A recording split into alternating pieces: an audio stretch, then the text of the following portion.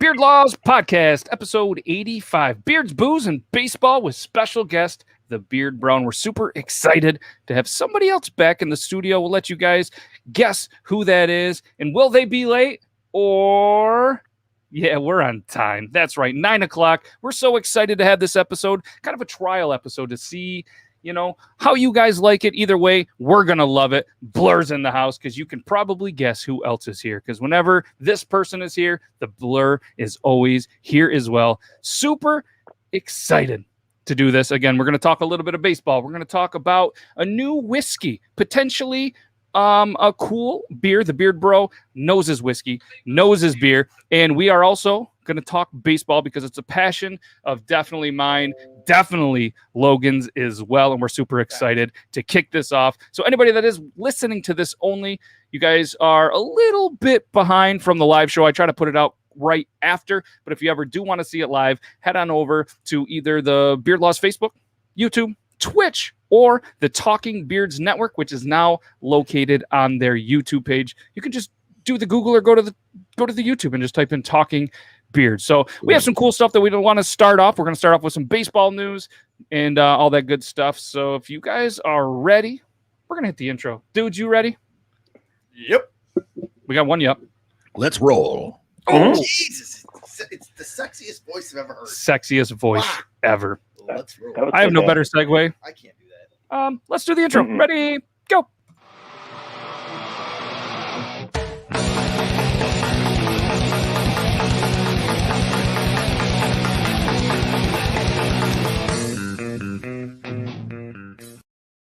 Look at us, all four of us. I'm Matt with Beard Laws. That is Logan Beard Laws too, obviously. Brandon J. McDermott is back in the house, and we have the Beard Bro. Super excited. He was so excited to be a part of this. He even put in that shelf you see behind him right before the show. He has some amazing whiskeys, bourbons, ryes, all sorts of stuff that we're going to talk about a little bit later. And self-admitted by him, he doesn't know a whole lot about baseball, just like we potentially might not know a whole lot about whiskey. So he might be a little more quiet, and you might see some jokes about him not knowing anything about baseball. So I'll leave him alone.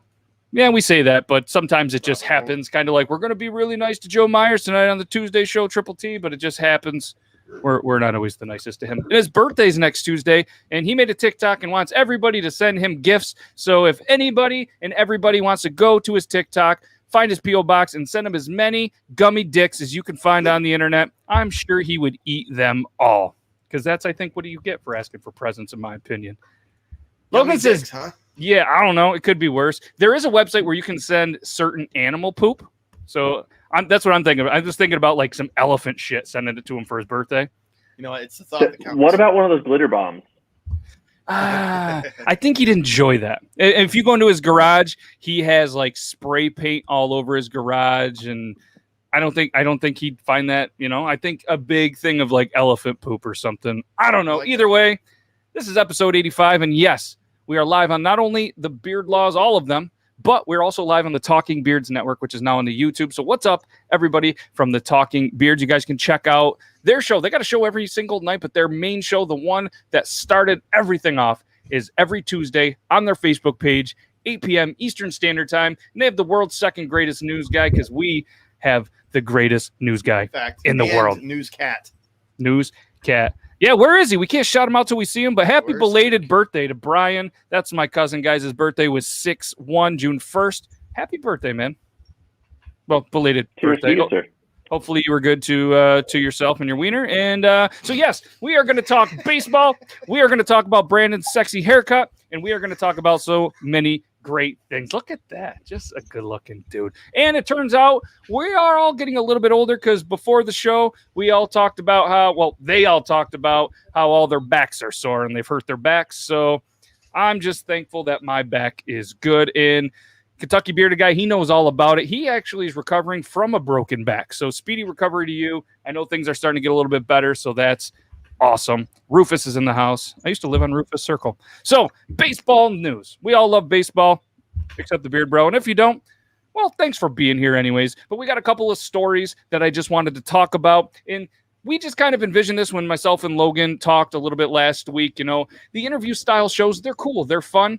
And sometimes And even me, as a guy that loves podcasts, love watching interviews, I kind of like to watch them when I want to watch them. Maybe I'll pause, this and that. Instead of it being live, we're going to try to do those pre-recorded. We have 8 to 10 guests lined up. We can schedule it easier. We're going to still continue to do those, but you guys can watch it whenever. So we're thinking Thursday night. We don't really have a cool name for it, so we'll just continue with episode whatever, probably. Maybe make it super confusing. It's a good title. But we just kind of want like a dude night, a place where dudes, women, whoever, picture yourself at a virtual bar where you're sitting around having some bar conversation, drinking some beer, talking about whatever. And just like at a bar, we're not going to talk about religion. We're not going to talk about politics. We're just going to talk about sports, booze, beef jerky. Who knows where this will go? But this is going to be the first kind of trial run at it. And I know I'm super excited. And Logan was too, because he showed up 30 minutes early. That's early. The first time in his entire life that he showed up pretty much early for everything. I think he was a little bit late at his wedding. Almost. Almost. That one was close. It's like double the Lombardi rule right there, just so you know.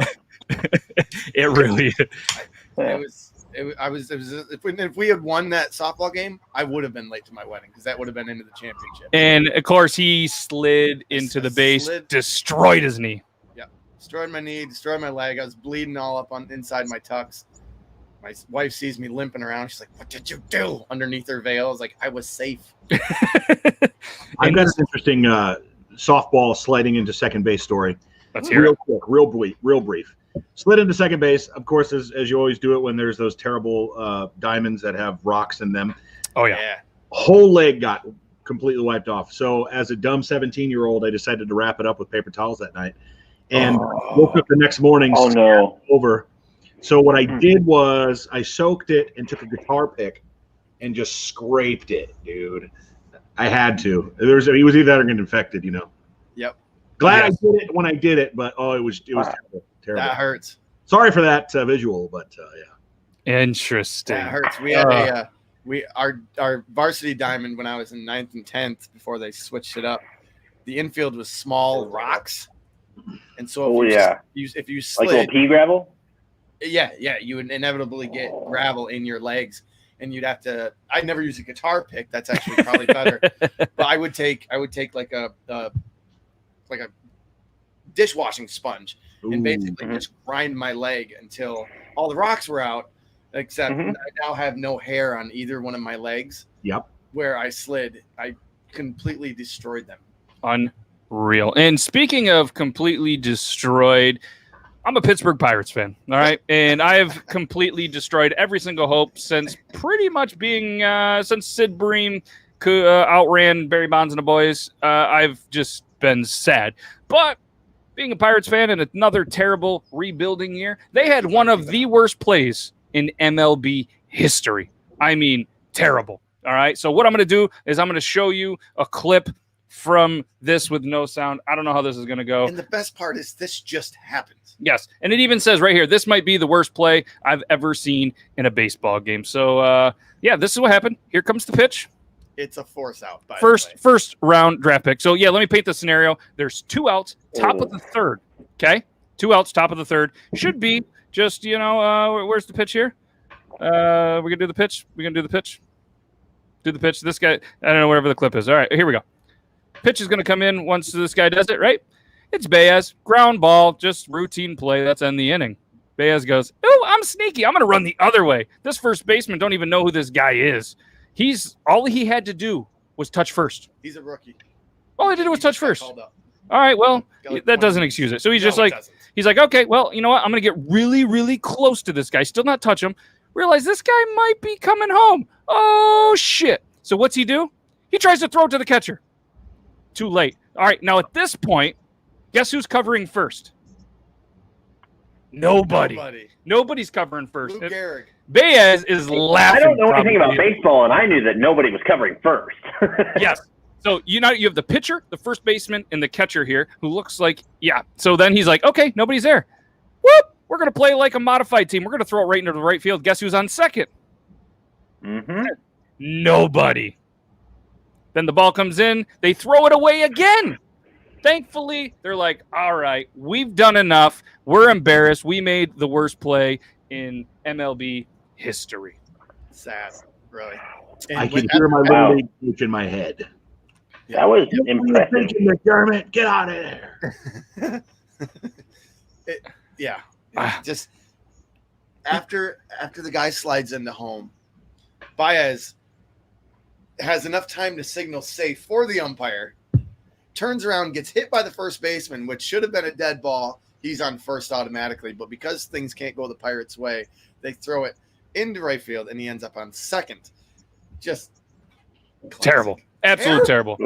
Oh, man. And it's just something that kind of hit the baseball world and correlated with me as a Pirates fan, and just absolute terrible. So one other thing that I thought was really cool, because we did the Pirates, we did the Braves. So John Smoltz, obviously a legendary pitcher for the Braves. Barry Bonds was a Pirate. John Smoltz, he shared a really cool story while he was live on air within the last couple of weeks, and I thought this was pretty cool. And I don't know if you guys have heard this, but what I want to do is just kind of read the yardbarker.com. Had a cool little article, so I just kind of took a couple of notes from that. And here it is. Barry Bonds got the best of many pitchers during his legendary MLB career, but John Smoltz shared perhaps the best Barry Bonds own me story of all time, which there is a lot of them. All right. And for anybody that doesn't know, Barry Bonds, he hit a lot of home runs, and arguably one of the best players who was in the steroid era. Yes, his head grew about 10 times too big, whatever. Not probably going to make the Hall of Fame, even though he should, and he has a lot of records and blah, blah, blah. Smoltz shared an awesome story about the time Bonds got angry with him because Bonds thought that Smoltz was rooting for Mark McGwire in the home run derby. Smoltz said he was actually rooting for Bonds, but Bonds believed otherwise. Smoltz says Bonds came up to him and told him, "I'm going to tell you something right now. Next time I face you, I'm going to hit a homer off you." Bonds also told Smoltz he was going to do a pirouette at home plate when it happened. So Smoltz responded by promising to sit down on the mound if he struck Bonds out the next time the two of them faced each other. So that made Bonds angrier, and then he said, "You know what? As a matter of fact, I'm going to hit 2 off you." And guess what? He did. Smoltz said Bonds hit 2 homers off him in a meaningless September game. While Bonds didn't do a pirouette, he did seek out Smoltz on the bus after the game. He came right onto the bus and said, "Where's Smoltz? Where is he? I told you I was going to get you." And then Smoltz recalled Bonds saying, smiled, and then he goes, "All right, guys, go get the ring." So Bonds hit 762 home runs during his career. 8 were off Smoltz. That is tied for the most off any pitcher the former Giant and Pirate faced. Smoltz probably remembers all of them, but it's easy to see why kind of those two stood out. Smoltz's memory is amazing. He'll tell you what like any big at bat or small at bat, what count he got into and what the result. He'll be like, "Yeah, I threw him a 2-1 slider." I'm talking about a game back in like '95. Yeah, but is anybody going to call him out and fact check it? No, I wouldn't. I'm a big Braves fan. And interesting story about Smoltz. I got his rookie card, and it's one of the misprints that has Tom Glavine, his picture on it. Yeah, so which is great. Wow. So I got a couple Glavine cards, and I actually have a couple Barry Bonds cards. Ooh.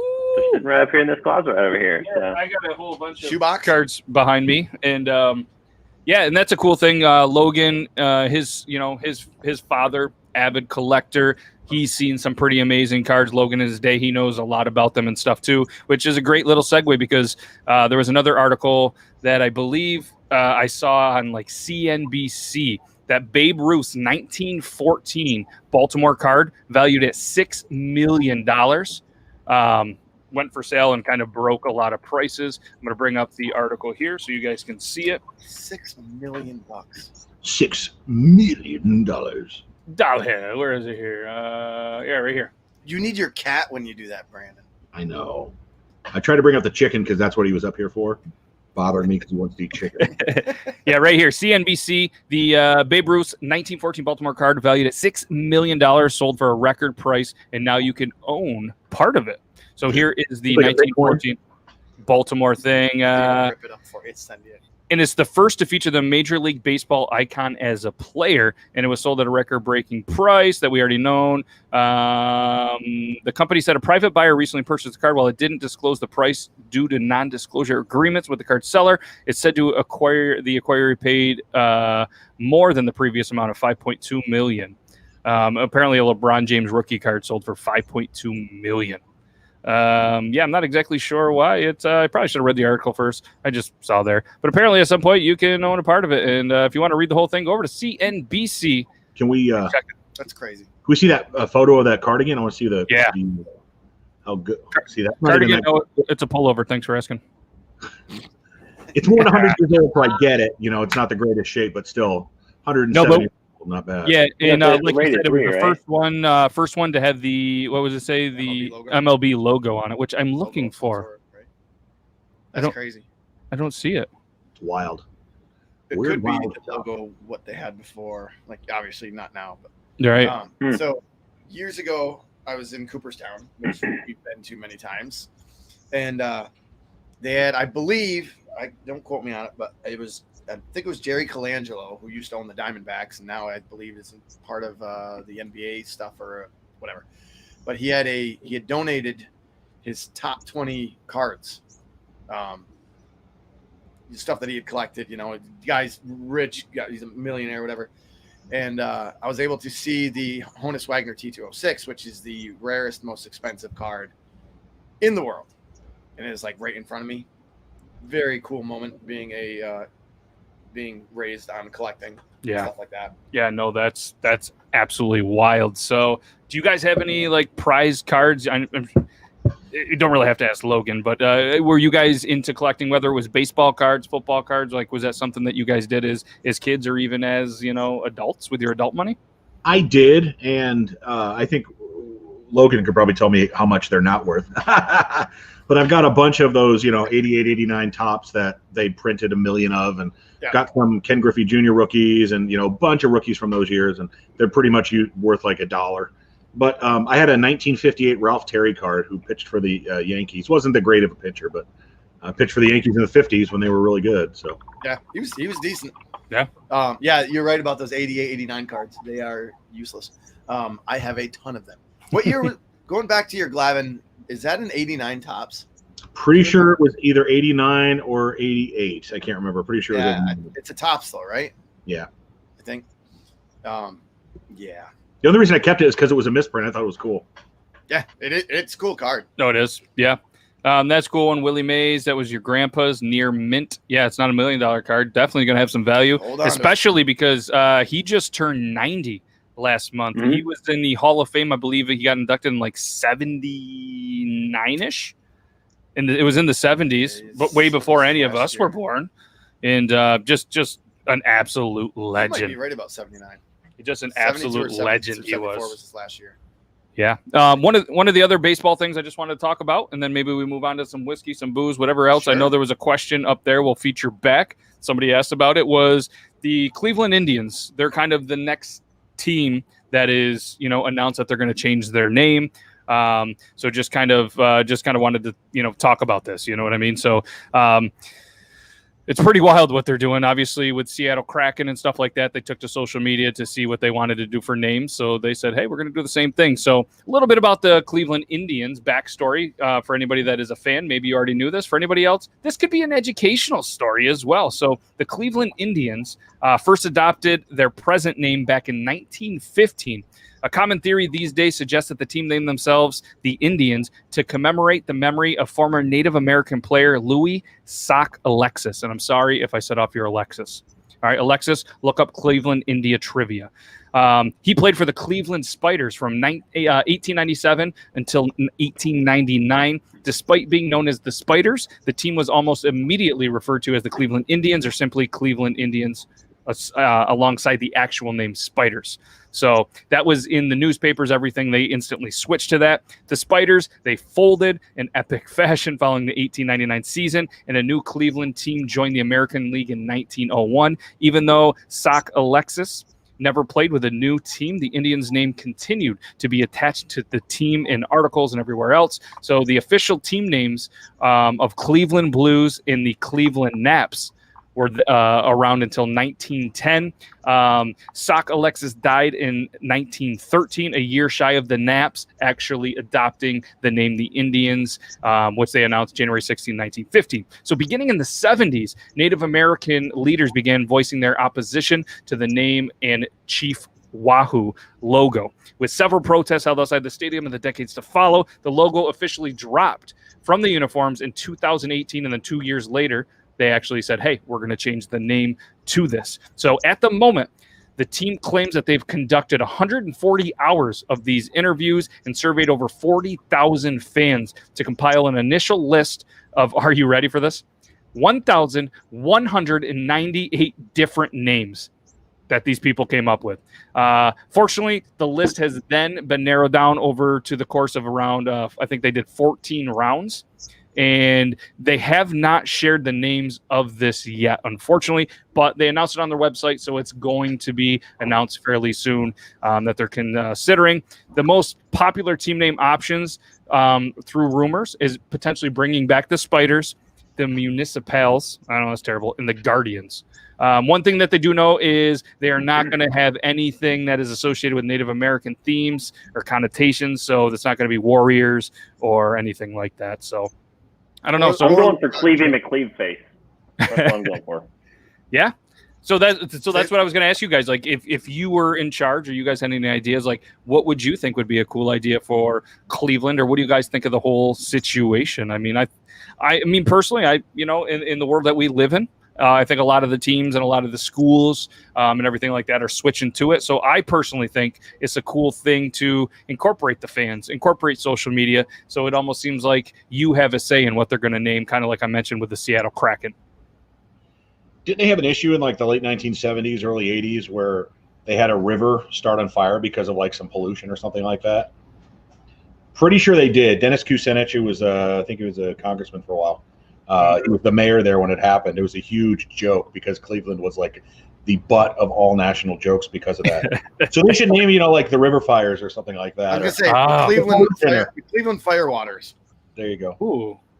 And then they could start naming whiskeys after them. Cleveland is not, as you know, a very respected town if you're not from there. The Cuyahoga River caught fire at least a dozen times. Yeah. Wow. How does that happen? Yeah. The river caught fire. Think of that. But nobody cared until 1969. So despite this is something I just looked up on SmithsonianMag.com. I will just show you. Look at this. Despite being the smaller of the previous fire, the river blaze in Cleveland 50 years ago became a symbol for the environmental movement. And that river is on fire. That Drew Carey's full of crap. Imagine turning on your tap like that draws from the river, and all of a sudden, fucking fire. Look at that! Oh yeah. Just oil slick. They dumped that in there, and just nothing but oil. That's awesome. It was a 30-minute fire extinguished by land-based firemen and city boats. By water underneath the fire. It was $50,000 in damage back in 1969. Railroad bridges and everything else just had some. Look at that. So because of the Civil War, it turned Cleveland into a manufacturing city almost overnight, and 100 miles across the Ohio that emptied into Lake Erie. Yeah, just not a good thing. Look at that. That's crazy. Oh yeah, you got to think they didn't have the EPA stuff we do now. So I mean, there's no way that they regulated it. Look at this. In 1868, 1883, 1887, 1912, 1922, 1936, 1941, 1948, and 1952, the river caught fire. I wonder if maybe Hot Dam is made from that river. Oh. In fact, to your point, Beard Bro, EPA was started in the Nixon administration in the early 70s. Yeah. Probably a big reason why. Probably on the heels of that. Yeah. All right. 2 things. Stat of the day. This was sent to me somehow randomly about a Cleveland Indian player or you put it on Facebook, my buddy Johnny Wilson. Ray Caldwell, listen to this fantastic thing. A Cleveland Indians pitcher from 1919 to 21. He was struck by lightning in the 9th inning of the Indians' debut on 8/24/1919. And the debut. He finished the game after being revived. The fucker died and kept pitching. That is a man. That is a man. And LeBron James gets hit in the eye, and he lays down for what they Cleveland? Yeah. Yeah. Like, no. How bad is it going to be for Cleveland that he can't even die? LeBron's a pussy compared to this guy. Yeah, well, that's I was going to say, LeBron dies over, somebody's wrong opinion, but whatever. Yeah. That's my statement. So This guy later had enough fire inside of him, probably firewater, pitches a no-hitter in New York 17 days later, and won 20 games for the 1920 world champion Cleveland Firewaters. Yes. And that could stick. Stat of the day. Wow. Brandon, what are you thinking for a name? I'm thinking River of Fire. No, Cleveland, I don't like, obviously I think the name that you had probably has some Native American connotations or something, so I'm not going to touch on that one. But Logan. But you're probably right. I'm sure it would offend somebody. Yes. Well, it's 2021. I have respect for I literally got canceled for saying I didn't like cookies with sugar frosting on top. So it is what it is. It's 2021. Right. People are getting offended for anything. Right. I like the Spiders though. I like the Spiders name. It's an old school throwback, and I don't think that people go wrong with it. What about the Seattle Naps, as they once were? The Seattle Naps? They were once the Seattle Naps for a little bit. Yes. They play in Seattle. Or Cleveland, sorry. I was like, wait, what? I was thinking Seattle Kraken still in my head. Was that a nickname they had after Nat Lajoie or LaJoy? Because he played for the Indians. Could have been. It might have been because I think he played and then became a manager, and he was. I think they, kind of had that nickname. Anyways, last thing. Check this out. So I counted today. I have 118 to 120 baseball gloves in my house. So you didn't count very well. What's that? Ish. Well, I might one or two might be moved. No glove, no love. That thing right there. So, obviously, 2 fingers. Is that Honus Wagner done? You wear it like that. This thing's old. Man, that's another one. It's small. Imagine catching a baseball with this thing. Like from like if you're a kid, you could do it. But if someone fires an 80-mile-an-hour baseball at you, like what is that? That's got to be from the 30s or 40s, dude. How old is that? I don't know, but you're right. I mean, that's some like Ty Cobb, yes, 100-year-old picture looking. Yeah, I mean, imagine trying to catch even an 80-mile-an-hour fastball from something. Oh yeah, that's the picture you see of the guys wearing the tattered long pants, and standing out there. It's war torn. It's got the sepia tone to it. Yeah. What's up, Jake? We're talking baseball. Look at these old gloves. This is a Spalding. That's how long Spalding has been around. It's Walter Johnson's mate. Yeah, probably. And I was telling the Beard Bro earlier, I said what we're going to need to do. I said one of these days I'll have to figure out how to get some equipment over there and a better laptop and stuff. And I'd love to take this show that we're doing and potentially have it in his basement, because he has a bar down in his basement that's made with baseball bats, old baseball bats. And then, like he just mentioned, he has a wall. And when I say a wall, it's a wall. It's an actual wall filled with baseball gloves from new to old to present, some stuff that he's bought, some that have never been used. And it's just really cool and make a really cool thing. And I actually did TikToks for him on his iPhone 3 or whatever he has. Oh, it's a 5. My bad. With his wall and kind of showcasing some of the stuff too. So first generation iPhone 1. The difference in material, where they come to this, it's crazy. Yes, so, I had fun fact for you, because I looked it up just now. Rawlings was 1887 and Spalding was 1876. Wow. Well done. So there you go. Well done, sir. Wow, look at that. You can actually I'm quick on the Google machines. Yes. On this, the 3-fingered one, it actually has 3 different patents listed on it. So I'm sure you could go back and figure some out. And then, of course, this, and the reason I have all these is I like the history that they might represent. Like, somebody used this a lot. Oh yeah. And it has actually a name, Guymond. Let's see. What's crazy is somebody used that glove more than probably 12% of youth combined use their gloves these days. Right. Like this is Robert or Rupert Guymond. Somebody etched it with a knife or whatever in it. So thanks, Guymond. Yeah, thanks to the Guymond family. If you know that person, maybe they were related, maybe that used to be their glove, you're not going to get it back unless the price is really well. But we'd love to hear the story about that and, who they were. So make sure. Yeah. Most of them apparently lost fingers on the farm. Yeah. Yeah. So have you guys seen the movie 61? Favorite baseball movie. Second favorite baseball movie ever. What's the first? Field of Dreams. Which is where? That's right, here in Iowa. Oh, yeah, I forgot. Yeah, I forgot. I was like, that's not in Nebraska. No, it's definitely not. I forgot you moved, yeah. So, I moved from Nebraska. Not much is there anymore. Ooh, Field of Dreams. Yeah, absolute classic. Dude. Go ahead. I was gonna say we actually have the. I got one for you. So just up the road from us here, an hour in Missouri, there's actually the Boyer brothers, who actually started out in baseball, and 7 brothers out of Alba, Missouri. They ultimately all went on. They were all drafted to play Major League or minor league baseball, and then 2 of which hit home runs in the same World Series. And my friend now, her name is Tiff Ardinger. Shout out to Tiff over at Beard Engine Brewing Company.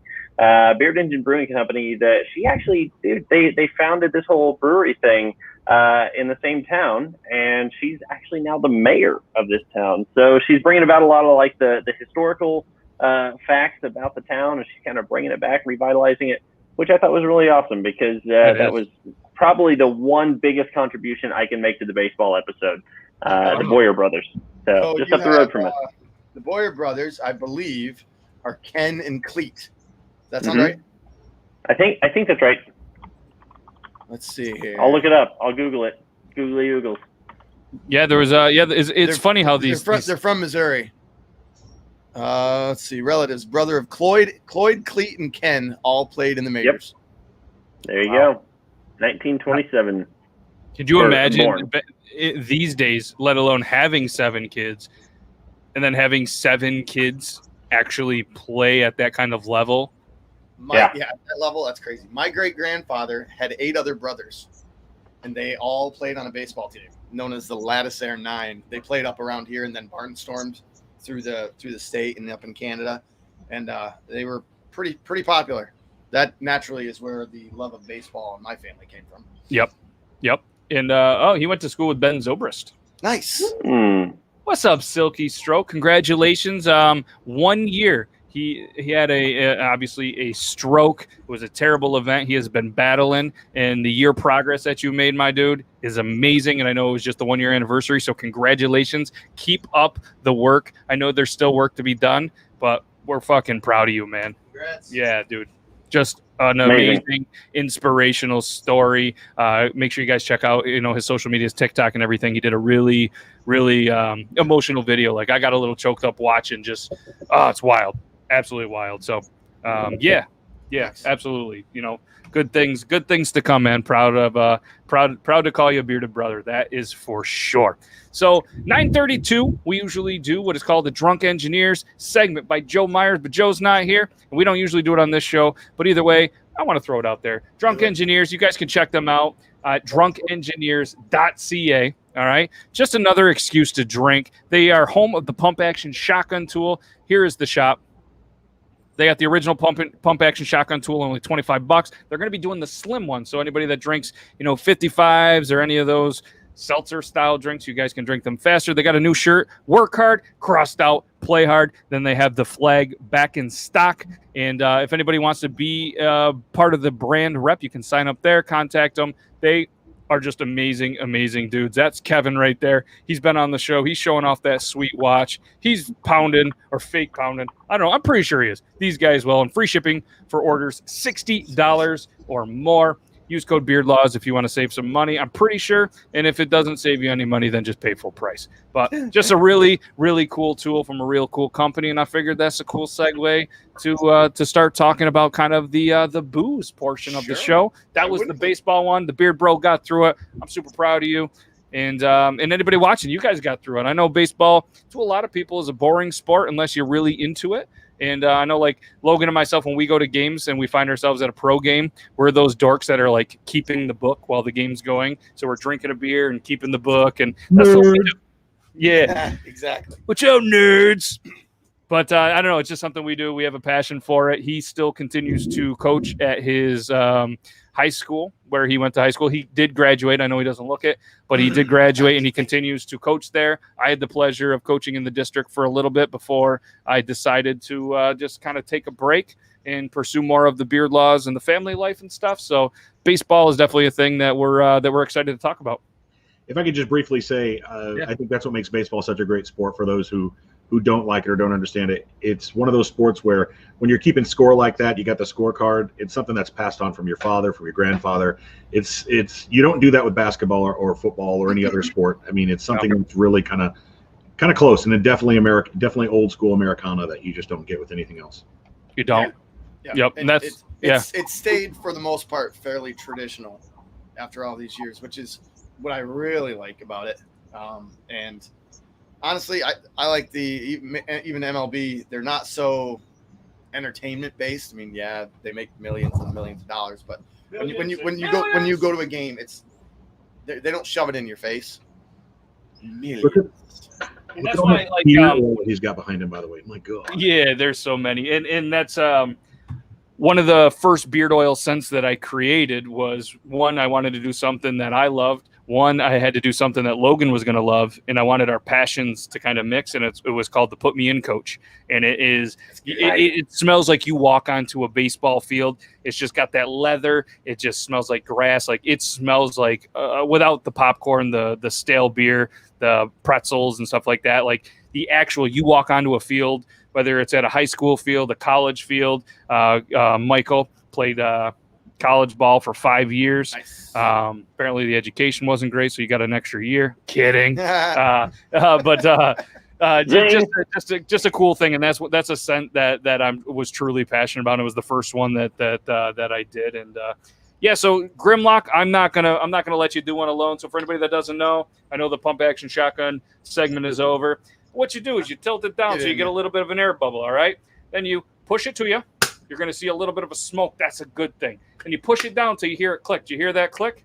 If you didn't, well, it sounds like a click. Spin the tool. Don't spin the beer. All right, if you spin the beer, it's going to make an absolute mess. And then if you guys have like some cool sayings or something. Beard Bro, you got like a cool little like cheers that you do before any drinks or anything?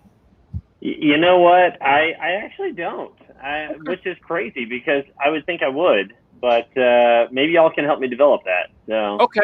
Everybody in the chat, let's come up with a cool, or whether it's one that you use or one that we create custom for the show. We'll just say cheers, I guess. So cheers, everybody. Drunkengineers.ca. Use code Beardlaws. And Grim, this is for you. And Joe Myers, I know you're not watching, even though you should. This one's for you. Get her in, you kid.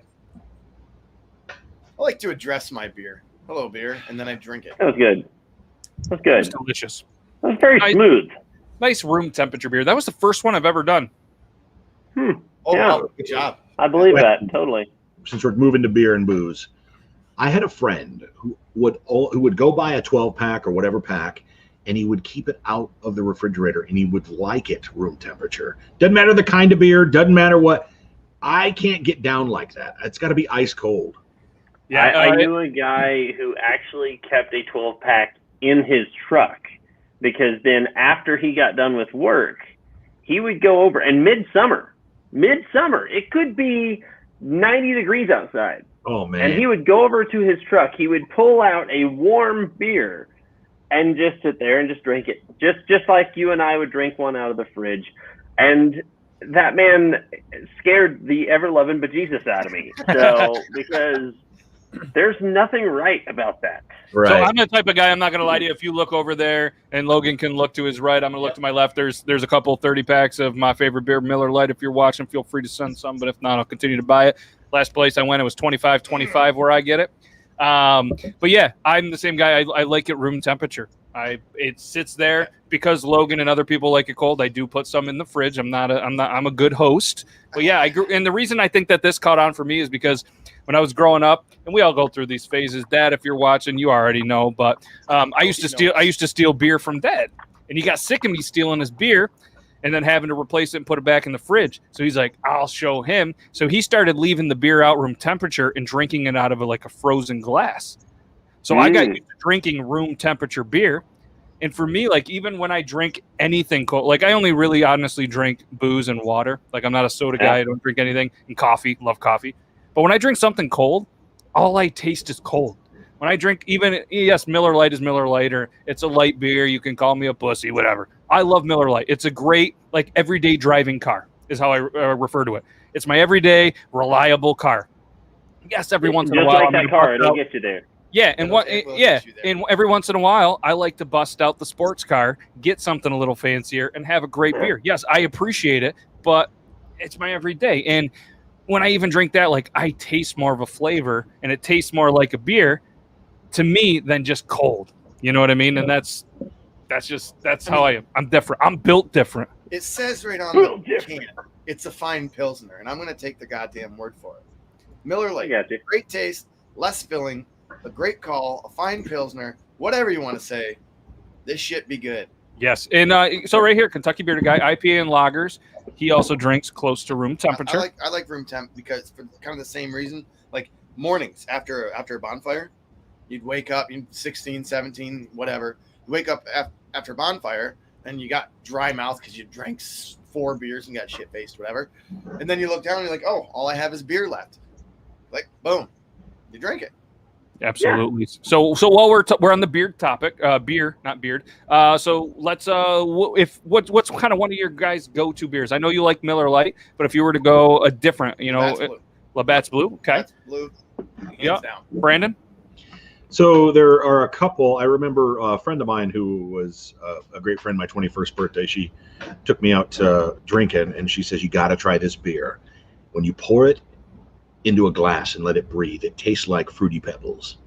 Leinenkugel's Sunset Beer. Oh, I was gonna say Leinenkugel. I know it. It's kind of a blueberry, but it's got an aftertaste that tastes like Fruity Pebbles when you let it breathe, and it's really great. That's that one, and then another one would be why am I forgetting it? Oh, go on to the next person. I'll remember it. I apologize. All right, that's the beer. I want to try Rainer. I have so many people that always tell me how awesome Rainer is. I've never had it. I need to try it. So the Beard Bro. Oh, you remembered? Michelob Golden Light. Interesting. Never had. Really? Yeah. Okay. Awesome. Beard Bro, what do you got? And I know this is a tough one for you. Well, so it's funny because you mentioned the whole Miller Lite thing. I've got that here. I think if I were just going for something, especially if I'm going to the lake or something like that, probably going to smash a few PBRs. Honestly, I'm just going to go just trash beer with there, and I say trash beer in a loving way because a lot of people discredit it, and honestly, I could go through a few. We took it out. I drank a lot of PBR. Yeah, I drank a lot until the prices went up because it kind of got known as the hipster beer, and they started selling so much because of that kind of hipster. And I say it because it's just a saying that people. But no, that's something that Yeah, I would say there's that. Probably one of my favorite beers I ever had, just of all time. Callahan's Pub out in San Diego. I believe it was out in the, I think it was Mira Mesa area. There's Callahan's Pub, and they had a blueberry wheat beer, and it was phenomenal. It was the best. Unfortunately, Callahan's closed a couple years back, so that won't happen anymore unless somebody finds their recipe. And if anybody watching this knows someone who took their recipe and is continuing to brew it, let me know, please. Please, I will pay you to ship me some because that's glorious. But yeah, and then my final one is I'll always fall back to a Boulevard Wheat. Love my Boulevard from Kansas City. So speaking of Kansas City, have you had this yet? I have not had that one yet. This is Warbeard from Walnut River Brewing. I don't think it's Kansas City, but it's in Kansas. And good dude from Green Room Productions, who I actually have a couple of prints on the wall from him, does amazing art, is part of the Talking Beards Network as well. Hooked me up with a 6-pack of this, and it's fantastic, mostly because it has a sweet beard. But this is from El Dorado, Kansas. Yeah. So funny enough, it's El Dorado as far as the locals are concerned, which is really low. It's kind of out in the, I don't know, it's about an hour and a half from where I grew up at and everything.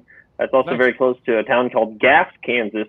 Yes, GAS. And if you look at the water tower, it says Gas Can, which is pretty fantastic. The town is so tiny that also the other joke that I'm sure they hate hearing is the fact that if you are driving through there and you blink at the wrong time, you'll pass gas and not know it. Thank you. All right, I'll see myself out. You'll have to try that out if you come across it, and let me know what you think about it if you're into the Irish Reds.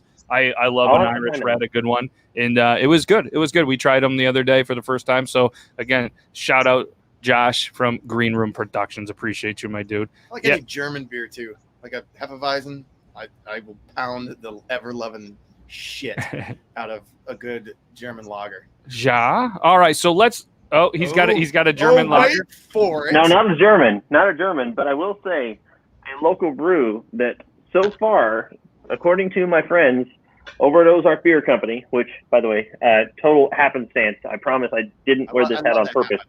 Yeah, the hat's but awesome. I will say, I need that hat in my life. Well, we can hook you up with that. So it's not the one that you're wearing. That's probably sweaty. No, I just got a couple weeks ago. BDCS 2021. Is that like named after the local high school? Barrel Double Cream Stout. Oh. And I like tell you it. what, man. People have driven so far, according to the folks over at Ozark, people have driven all the way from north of Chicagoland to pick this beer up. They made a trip out of it, but they knew that this beer was releasing on these dates, and they pre-ordered it. You could only get it on the Ozark Beer Company website. You had to buy it, $25 for a 4-pack, but it's worth every penny and more, honestly. That better get me drunk and jerk me off. Or not that it gets you too drunk that you can't. Right. Well.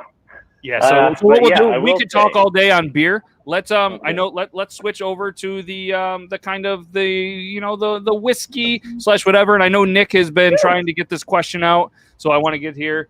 What's your favorite bourbon or whiskey? I see you got Angel's Envy behind you. Is that your favorite, or which is bourbon and whiskey? Mm-hmm. So realistically, yes, there are actually two things that are behind me, and I oddly enough did not mean to put them side by side. But yes, I would say my very favorite bourbon that I've had so far is definitely the Angel's Envy. I'll pull it out here for you guys. I don't know if you guys have had this one yet or not, but this is the port expression. So it is actually aged in port wine barrels. Really? And guys, the smell of it is phenomenal. But like you can smell the nice kind of the grapish smell to it. But then also whenever you start drinking it, it is so smooth. My personal favorite way to drink that would be to pour a glass, let it sit for a couple minutes, maybe add just one large ice cube, and just let it chill very, very lightly. It brings out just a little bit of that caramely, a little almost brown sugary kind of a note to it in my tasting. Some people would disagree. Some people would think otherwise. That's fine, because everybody's tastes are different. Yes. Right. Yep. Yeah, but that's definitely, I would say my number one at this time would be Angel's Envy, the port expression. I love that. And my favorite rye right here is next to it. And that's the Dad's Hat rye out of Pennsylvania. See if I can get this thing to focus. There we go. Hey-o, straight rye whiskey. Oddly enough, I'm very impressed by this one. I don't think of Pennsylvania when I think of rye whiskey, but I tell you what, this one truly surprised me. Extremely smooth, great flavor to it, and I picked this one up. It's a $75 bottle, or 73, I think it is. But I picked it up for like $20 on their opening weekend. Whenever it was a local liquor store did a single barrel pick, and so they put it on deep discount to try and get some of it moving. That is wild. Nice. So what we're going to be doing too each week is Logan and or myself, well, not at the both time, but we are going to pick up something that we've never tried before and kind of have it as the featured bottle of the episode. Maybe we'll roll it out at the beginning and then whatever, but we'll figure that out. So Logan went out and he's got the featured bottle of the week. So tell us about it. As far as never tried before, our liquor stores are limited, so I basically tried just about everything. And the bottom of the glass part of my bar will tell you that, because they're all empty and there's like 50 bottles there. But anyways, we'll try and do a whiskey of the week. So this one, because of this is Beard Laws, we're going with Bubba's. Look at that beard. It kind of looks like Brandon, but if Brandon had a bigger beard and glasses and that cool hat, I can see it. And was in ZZ Top. I was going to say looking like the bassist from ZZ Top. Right. So, Bubba's. Let's see. Spirit whiskey with natural flavors. Bubba's adds special fixins to his spirit whiskey to make this tasty liquor. He likes to mix it in drinks, though he has been known to swig it straight up. And then, according to Surgeon General warnings, and do not drink if you are pregnant. Don't Do drink if not you're drink if pregnant. you are driving. Do not drink if you plan to make 12 babies tonight. that's fact. Mm-hmm. So what he is going to do is he's going to pour a little samples. We are going I to was take supposed to do samples. yes, and Whoops. Logan was a bartender in his past life, and so yes, we have samples. Yep, Samples. Those are samples. Samples. Sipping drinks, I like Sipping. to say. So we're gonna. I'll hand it to you there, bud. There you we go. All right, so we'll give kind of our first impressions on this. So if I've drank this before, but I was, aside from one sip at work, sorry, boss. I've been drinking prior. So now the first taste. And that's So why I this is remember by flavor. so this is Bubba's, right? This is Bubba's. Premier's. No, this isn't. Bubba's That's not. Secret Stills. I was just going to pull up a little bit of the history of it, but it's from Idaho, from Bubba's Secret Stills, and it's it's apparently a secret recipe. They work together to make it classified under the general category of alcohol by U.S. law, perfectly suited for infusing the Southern-style flavors that give the spirit its unique character. Try Bubba's as a shot or in a drink with cola, orange juice, milk, or other mixtures. Oh. I don't think I would mix it with any of those. Milk in it. I mean, you could, because if you smell that, Let's get a smell. Tell me what your first impression is. you can smell maple cotton candy. Very much so. Wow. Meg, I know you're watching. Really? Yes. Very, yes. Sip I it with smell the it. mouth open to get a hit of the flavor, then small sip, move around on your young tongue. Okay, so that's what we're going to do. We're sniff it with your mouth open. Mm-hmm. I can't do both. Okay, I did it. Wow, have you guys ever tried that before? Have you ever tried to smell something with your mouth open? You guys? Yep. You have? Oh, Wonderful. And you actually can get a little taste on your okay. upper. Brandon, has It's you ever softened. tried that before? I'm literally trying as you. No, that's a first for me. Okay. Then small Smell sip. It's Smell softened. it, Brandon. Smell it. Okay, small sip. Cheers, everybody. Cheers.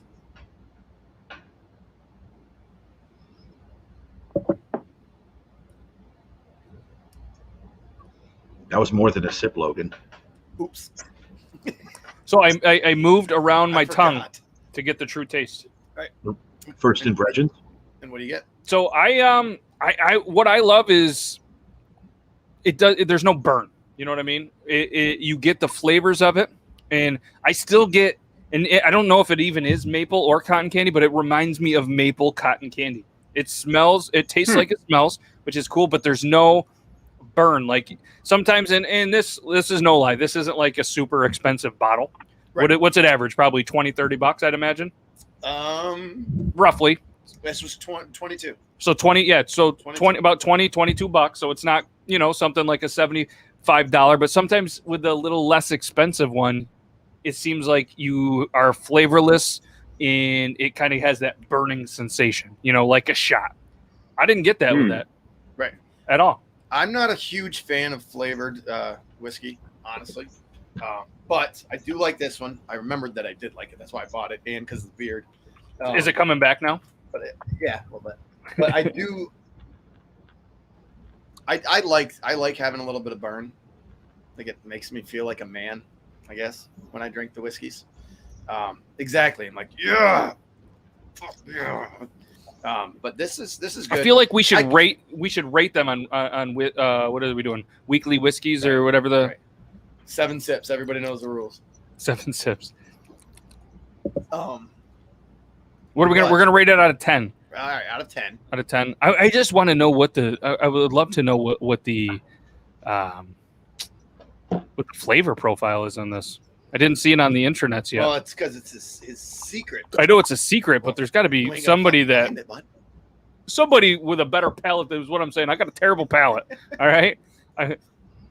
So it says obvious notes of brown sugar, but also flavors like cinnamon and vanilla, which I think is honestly pretty standard across a certain class of whiskey. Brown sugar is definitely not a super common one, but I know cinnamon and vanilla kind of, depending on how they age it and what the additives are and pick up everything. the brown sugar now that you say it. I don't feel like I get a lot of cinnamon. Yeah, that was probably the cotton candy note you were kind of starting to pick up on, was that sugary sweetness to it. I'm not drinking that, by the way. I'm totally drinking something else, but I wanted to have a glass in my hand, so it worked. Sorry.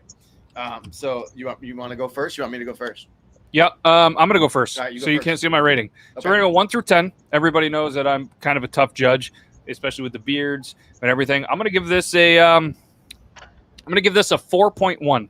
Ooh, okay. I'm going to give it a 4.1 only because when I think whiskey, like you, I think that burning. I think not these kind of flavors. Like when I'm thinking whiskey, I don't want to think maple cotton candy.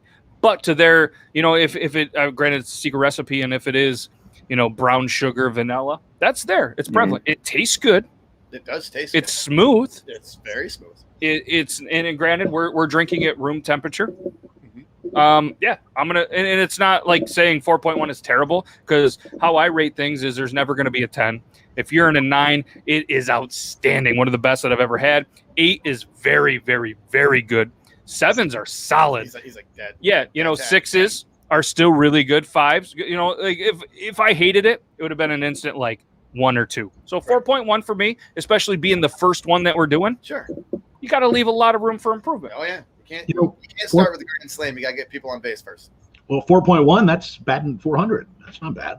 Exactly. It's not bad. So I'm interested off my rating. What number popped in your head first, and are you going to change it, or are you going to stick with what you thought? I was going to go with a 5. Here's why. Rookie score. It's in the middle. I don't want to offend anybody. I could not get drunk on this. Yeah. I mean, I obviously I could if I drank. Right? If I drank enough, I can get drunk on anything. But you couldn't stomach enough to get that drunk on it. I couldn't stomach enough to get drunk on this. I could have 2 or 3 of these, and then I'd have to move on to something, and I would still feel way sugared up. However, taste-wise, and if you were to put this with a mixed drink or pour it over ice cream, which is kind of milk, but it's not, you could get down with, like, all right, let's say you're out to dinner and you're having a mixed drink or 2 because you have to drive home with the wife. You could get down with like 2 glasses of this kind of thing. And I will also rate that it's worth the cheap amount that it is. Yes. Inexpensive. Yep. I shouldn't say cheap amount. Inexpensive.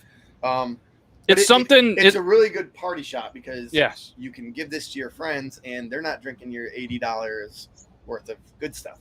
No, I think it's a great shot or 2. Cheers to Bubba's Secret Stills. Yeah, go ahead, Brandon. So at a 4.1 and a 5, whose shelf is it going to sit on for 10 years? Nobody's. At my house, God, no. This will be. So you're going to finish it. You're going to finish it at some point. We'll finish it. Yeah. Yep. I bought 2 others. One of them was Noble Oak that will taste. Spoiler.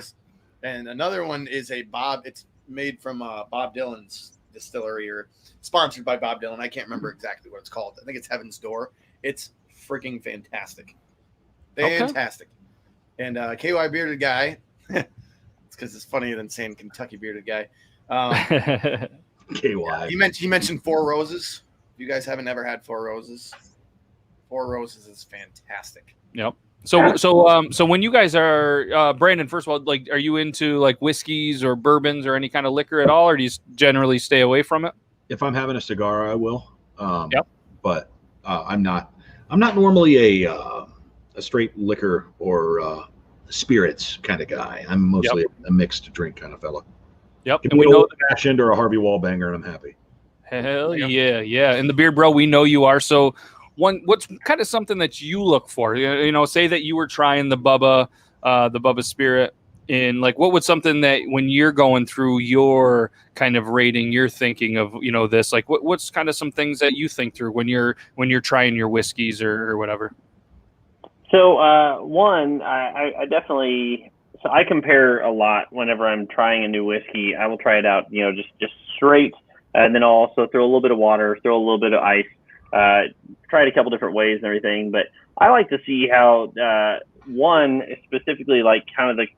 I'm a huge fan of caramely notes, and so whenever and a lot of people I think kind of dwell on the fact that it's caramel, it's caramel, it's caramel, and it's like, well, yeah, you kind of get that from the barrel aging in most whiskeys, but I like to see how that expresses itself in a lot of different things because different things that can come out. Well, I'll say this: I like kind of taking something first, taking a sip first, let it hang out, and then let it take another sip and see what expressions come out in the second taste. So like the smoke wagon over here. So I've got the smoke wagon here. This one's really good. It's got that nice little bit of a savory kind of I don't know if it'll focus in. There we go. It's got a little savory to it. I think one of the biggest things I have actually been surprised by is how you can get Calumet Farms. They've got a leathery taste. This one, it's an 8-year. No joke, it reminds me of a baseball glove in a good way. Like whenever you actually taste it, and even just smelling it, it smells like I just walked into a sports store, like one of those nice small town sports stores where they make trophies in the back and they've got the press machine that does your letters on your jerseys and everything. It just reminds me of that, and so I love that nice kind of a clean flavor to it there, but also that kind of nostalgic note. What's the yellow one behind Woodford you? Reserve is also good. I just actually killed a bottle of Woodford last week. Woodford's really good. Yes, it is. What's that yellow one behind you? Oh, he's been wanting to show that off. Show it off. Is that the one we talked about earlier? I showed it to you earlier. It's on my. It's actually going to be. I can't remember if I shared it yet. I don't think I did. I took some photos of this one earlier. This is the American Barrel Kentucky Bourbon, and no joke, I know nothing about this whiskey whatsoever. But the bottle, if you know me, it's got the whole snake, don't tread on me kind of look. And look at this. It's got the shotgun shell look to it, American barrels. It's got a little tiny, I like just the embellishments to it here. It's got the leather wrap to it and everything. So yeah, I just want to try that one soon. I posted it on my, I took some photos. I'm going to post it here in a little while. Haven't tasted it yet, but that's on the docket here. So what's the other one? The other yellow. Other yellow. This one here? I said yellow. That one. Yeah, what's that one? How did you see that? I don't know. Monkey shoulder. Okay, that's what I thought it was. Monkey shoulder here. Yeah. So I was surprised by this one. I like regular whiskeys and everything, and I've been getting into some different scotches. Just trying to explore a bit. One that I was surprised by, I'll touch on it really quick, just because we're here. Proper 12. I figured the whole Conor McGregor hype about it, I figured it would be like, oh, whatever, a good baseline kind of whiskey. I gotta say, I was thoroughly impressed by this one. Very good flavor to it. Yeah. I will definitely be not letting that one run dry in this house. Proper 12 will be a standard around here for good. Here's my take on that.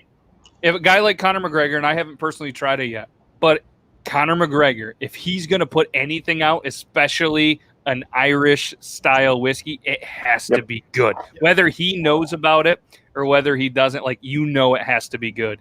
And it's I have to try sometime. I don't drink a lot of Irish whiskey. Yeah, I don't drink a lot of fucking whiskey. I don't drink a lot of Irish whiskey. It's not really my thing. Jameson is huge around here. Everyone does shots of Jameson. I hate regular Jameson. I mean, I'll drink it, but I hate it. Yeah. My buddy got me that for my birthday, and it literally that bottle between me and my wife, and he had like 2, lasted us 2 days. So I naturally had to go buy another one, and then it lasted just under a week. So I haven't bought it for a while for that reason. And I'm a guy too. I love Jameson, but sometimes you get, and this is with anybody, especially in our area, some people drink too much of the Jameson. They think they're Conor McGregor, and all they want to do is fight. Yeah, I don't know what it is about it, but Owensboro. A lot of Owensboro, Kentucky. So we got that there. Aged a minimum of a year and a day in new charred oak. So it's a simple whiskey. It's not. What's funny is it's Kentucky bourbon. very mildly concerned with the fact that how did they call it Kentucky bourbon when it's aged a year and a day? But I'll let their lawyers handle that. So whatever. Yeah, Yes. right. There was another company that I will say had a coffee bourbon, which is technically illegal because the bourbon has very specific things that it has to hit to be a bourbon, and you cannot add coffee to it. Today's your birthday? Laura, it's your birthday? So is your birthday 6/4/2021 because like you're from the future, right? That's a good question. So or was your birthday on 6/3? We got to know this. Do you still have some? You still got some? Yeah, you got to do a shot for Laura. Oh, absolutely. I'm going to tell you though, the second and third sips were better for me than the first. Okay. I really like. I got to ask you guys, like when you do the smell in the open mouth, is it normal to make a funny face? Because I feel like I can't do it normally. Like I have to go. You have to go. Yeah, like I got to make a funny face. Yeah, okay. So actually, you have the same birthday as Beard Gang Actual. So yeah, happy birthday, Laura. It's not Beard Gang's yet, but it's definitely yours. And yes, dang, happy birthday. Happy birthday. Happy birthday. Happy So birthday, Laura. if anybody is joining us on this lovely Thursday night, all right, and which is going to be this new kind of hangout, whether you're a dude, whether you're female, whether you identify whatever, all right, come on here any Thursday, hang out with us. We're going to be talking booze. We're going to be talking dude stuff, maybe some baseball. Maybe we're just going to talk about beef jerky. Maybe we're going to talk about farting and pooping. I don't know. Either way, this is going to be free flowing, and you're probably going to see the four of us anytime the Beard Bro is available. Love to have you back. Love to continue on. Brandon, you know you're always welcome whenever you are available. Logan. It's the velvety voice. And so let's everybody raise your glasses. And Laura, do you have any cool like sayings over in Wales? Oh, good one. That's what I want to know first. Like, is there a saying in Wales that we can learn tonight and say to you for your birthday? Because, and no judgment, if you want to rip shots at like 8 a.m. or whatever time it is over there, that's cool.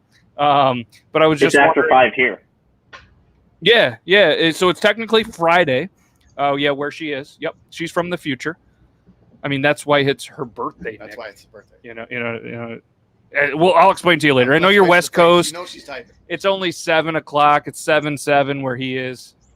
No, nothing I know of. Well, let's ask the internet. Wales. Yes. Wales. So while you guys are doing that, my last thing on Bubba's, and I like brandies. I will drink again ginger brandy or blackberry brandy. I will drink that stuff, of course, with a beer when I have a cold to cure myself. But this reminds me a lot of a brandy. It's Lectida. Did you see that too? Yakida. Is that how you say it? Yakida? Yes. It says it's pronounced. It's sometimes anglicized to Yakida. Okay. So Yakida means cheers in Welsh. Wales. In It's Welsh. kind of like us saying fuck a duck. In Wales. That's how the whales actually say it. They're like, Fukane. wow, we really. Yeah, it is definitely or 5 the o'clock Irish would somewhere. just say, "Hey, Hey! All right, so Fukit Yakida. Yakida. Happy birthday. Yakida.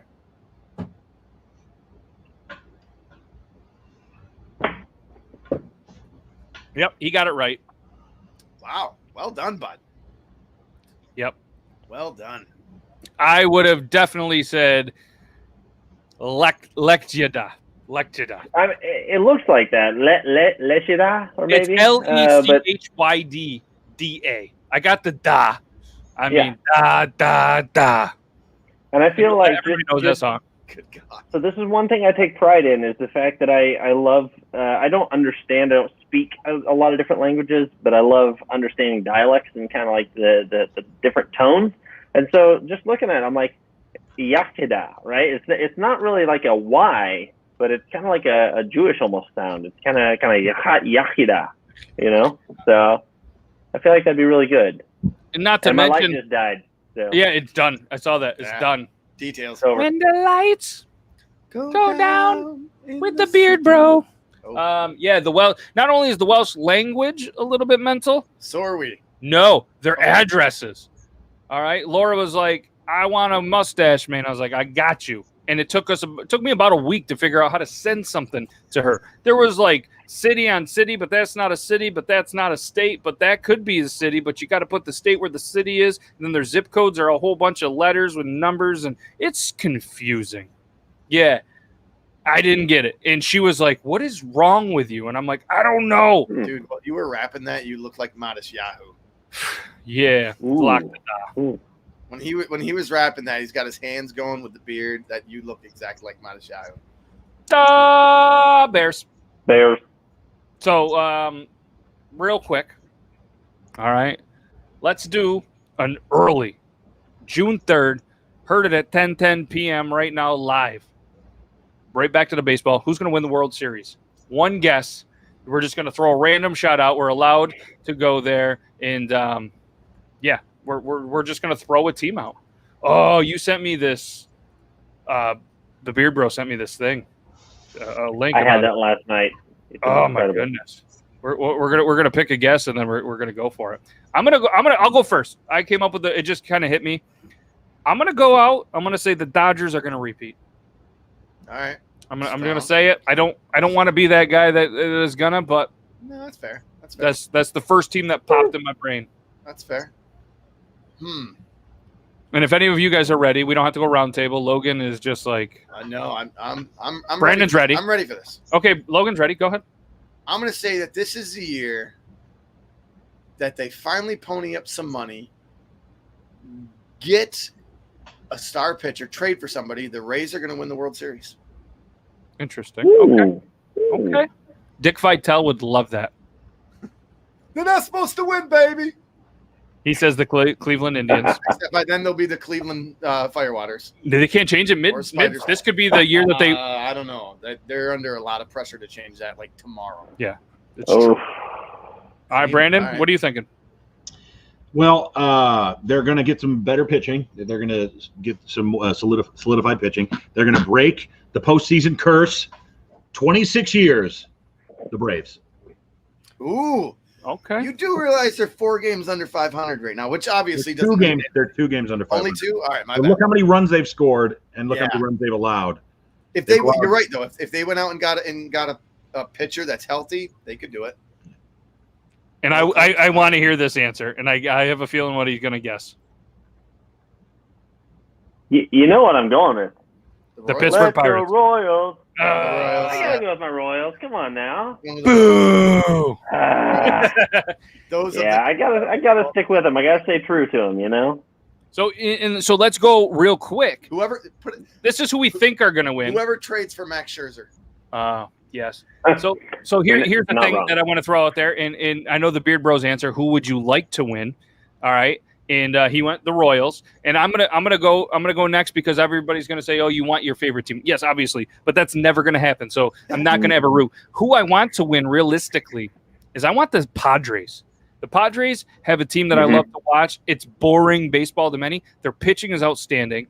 Their hitting is mediocre, but they're winning games 3-1, 2-1, 2-0. Like that's the kind of baseball I personally love, and they have some great talent. I'd love to see the Padres win it. Yep. That NL West is pretty stacked too. Yes. I'll even give you that one. I would love to see my Royals win, but Padres win would be nice. Yep. In Oakland, that's a team with their whole mentality that I'm a Jays fan, and the Jays are going to win next year. So as much as the Cardinals were my grandfather's team, and I want to see Yadi Molina win one more before he yada. That's funny. But honestly, for baseball and just for redemption, because MLB has fucked them over and Oakland has fucked them over so many times, I'll go with the A's. Yeah, who I want to win. I want to win this year. Okay, Brandon. Who I think is going to win it? Probably. No. Who would you want to, like, a realistic? Not like your everyday, like, you know what I mean? Not your favorite team, but just a team that probably won't win. And it could be the same team. You could still want the Braves because you can make a strong case with the talent that they have. I'm a huge Braves fan. So yeah. So with the Braves and the Braves are, you know what I mean? They have the talent to do it. They're just underachieving they're a little bit right now. To Logan's point, they're 4 behind in the standings, but they're only 2 below 500. They're not going to get any wild card. So they need to win the They division. need to win out. Yep. But in that division, they can. Yeah, the Mets are in first. I mean, come on. Yeah. Come on, they're the Mets. This was a saying The when Mets pitching staff literally looks like the four of us on this screen. The four of us are the Mets pitching staff. That'd be a pretty solid number 4. I'm not gonna lie. let's be honest. That I'm would gonna mean be Beard number one. Laws is the you're the most superstitious then if it was us 4 because your beard is the longest. Yeah. So, I'm the baseball coach with no elbow or shoulder left, and I can't even throw from second to first anymore. I'm the middle reliever that comes in when the team is getting their ass kicked. Yeah, I mean, I'm like a player. I'll be the player coach, or maybe I'll just be the first base coach. I'm just better at that. yeah, and it's I don't know. They're all good ones, and like I said, there's a lot of potential. Atlanta's a younger team with a lot of talent. Ton of talent. I'm still pissed about the whole Sid Bream thing, but yeah. So I mean, just looking real quick at the streaks on MLB.com, looks like the worst team in baseball now currently is Texas. They've lost 9 in a row. 9 in a row. Miami has lost 6 in a row. Looks like the hottest winning streak, Colorado, is at 4. But if you look at the going into today, the Rays had won 14 of 16. Yep. They're 7 for 3 in their last 10, as well as the White Sox, as well as the Royals, as well as Seattle. The Cubs, 9-1 in their last 10. Cubs are good. But they played the Pirates a lot, so that doesn't count. But It counts in the win column. it sure does. So I don't know. That's I think we're good. We're a little bit over the time. We got the Diamondbacks. Yeah, it's All right, let's answer this question while we got it. Great question. Who would you like to see in the World Series? The Braves and the A's. Braves. that would be a good series. Yep, some validation for either team. I'm going to say the Rays versus. I can't go the Cardinals because I would be conflicting with the Cardinals. I want to say the Rays versus the Mets because I love, and although I can tolerate the Mets, I love watching New York teams lose things, and I'm from there. So I want to see White Sox White in Sox the Padres. would be awesome. Yes, I want White Sox Padres. Yeah. Detroit's record is 23-32. 10 games back, 7.5 back of the wild card. The Cubbies. Ugh. What do you got, Beard Bro? could we do a Royals Padres? Yeah. Like, is that a reality? I mean, I feel like it could get there. It could. I feel like it could get there. I would love to see them play because then I could find a way. Sorry, go ahead. Sorry, Will Myers and Hosmer used to play for the Royals. That'd be a good story for Fox. And Yeah. I feel like then you could also get some of the whole, Midwest and coastal action there. I may actually have another reason to go out to San Diego again right now, Yes. So I just love it because the White Sox are a plus 79 in run differential right now. The only better team than that is the Dodgers at 83, but then the Padres are third with 75 in the run differential. So, but so we could go on and on all night, and I know there's a lot of people that might want to stay here, and there's some people that just really want to go to bed, like Laura. So happy birthday, Laura. Happy birthday, Laura. And honestly, thank you, everybody. Not only the people in the studio right now, but thanks to every single person that took the time out of their busy Thursday. Hopefully you guys will come back. This will be our kind of Thursday hangout where maybe you don't want to go to the pub. Maybe you're in Eastern Ontario and you haven't been able to leave your house in like a year and a half because you're still in lockdown and we feel bad for you. Come over and have a virtual drink with us. We can continue to kind of just talk about whatever. And if there's some questions or some stuff that you truly want to talk about, obviously you see we get to them in the comments. If you're listening to this on Apple's podcast or Spotify or any of those cool podcast channels and you want to see what we look like, come on over. It's a little bit of a scary sight. Don't worry about it. But continue to listen to it. That's cool. But we're going to come back next Thursday. We're going to do another whiskey of the week. Hopefully all of you amazing dudes will be back in the studio. And seriously, guys, thank you so much. This has been fun. I had a great time. Yeah. Can we end with a picture of Charlie Blackmon from the Colorado Rockies? Yeah, we can. Yes. So everybody, look ever for a Major League Baseball. behold. let's take a look at that wasn't a good picture of him. We got His wife has never seen his chin. Smart. Neither has mine, actually. Nice. Which, by the way, I will do a shameless plug and say yesterday was my 2-year anniversary. Hey, And, good job. So Yakida. she's never seen his face. Is that how you say it? Yakida. Yakida to 2 years. Yeah, see.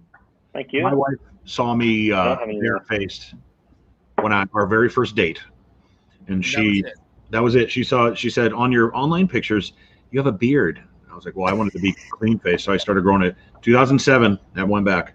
She non-beard shamed you on your first date. Wow. And then what do they call it when you don't show up to a date? I did that to her. Yeah. Yes. Finlay hats though. Yeah, let's throw out Finlay hats real quick. That'll be our exit, and then we'll show Charlie Blackman. Finlay hats, guys, absolutely amazing. That's the hat that I'm wearing. Logan, I got to get you a Finlay hat. So you just would you rock a flat brim hat, or would you rather have a dad hat? I actually have 3 that I wear. Finlay hats or hats? No, 3 flat brim hats. It's not my thing, but I do have 3. When you get the bigger beard, we'll do that. But we're gonna get you a Finlay hat, because anybody I'll work on getting one for Brandon or Beard Bro, because anybody that's part of the Beard Laws, they have to rock. They don't have to, but we really love it. So Finlay hats, you can use Beard Laws. I think if it doesn't work, then just pay full price. These guys are amazing. All right. What I truly love about them is not only are they patented laces, so these laces actually come down. You put them under your chin. So when you're doing action sports like snowboarding, maybe you're on a boat or anything like that, they don't fly off. All right. Hidden pocket. It's got a hidden pocket. You put your credit card or anything you want in there. FinlayHats.com. They customize it. Mine's got a whole bunch of bugs on it. Probably fitting.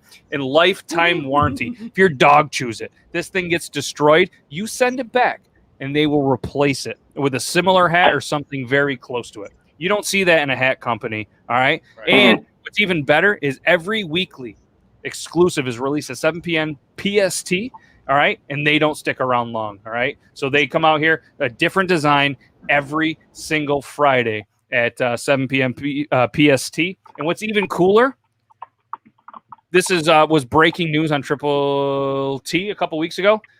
We're doing a collab with Beard Laws. So there's going to be a Beard Laws Finlay hat coming very soon, and it is outstanding. I'm working with Dylan, Jimmy, and the whole entire Finlay crew, which the whole entire crew is like less than 20 people. They're amazing. They're awesome.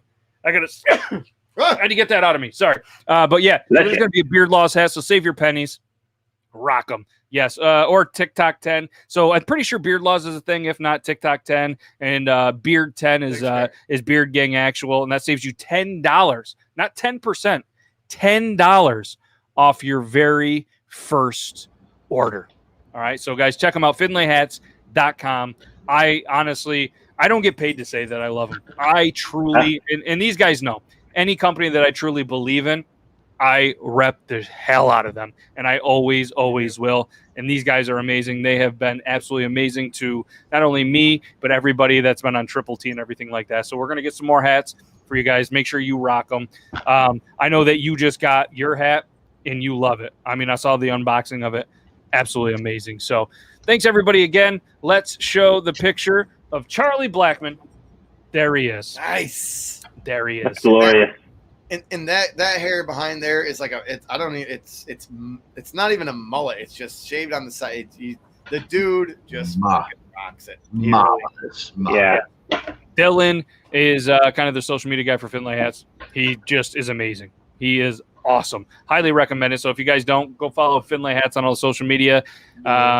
Hesh.dad or dude. I'll get you guys if you want. This is his personal account. Absolutely. Yeah. What a bloke. What a bloke.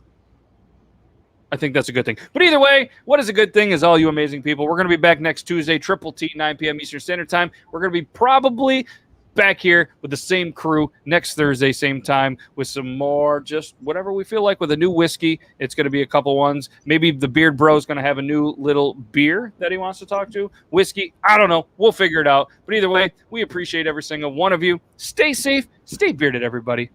Later. Peace.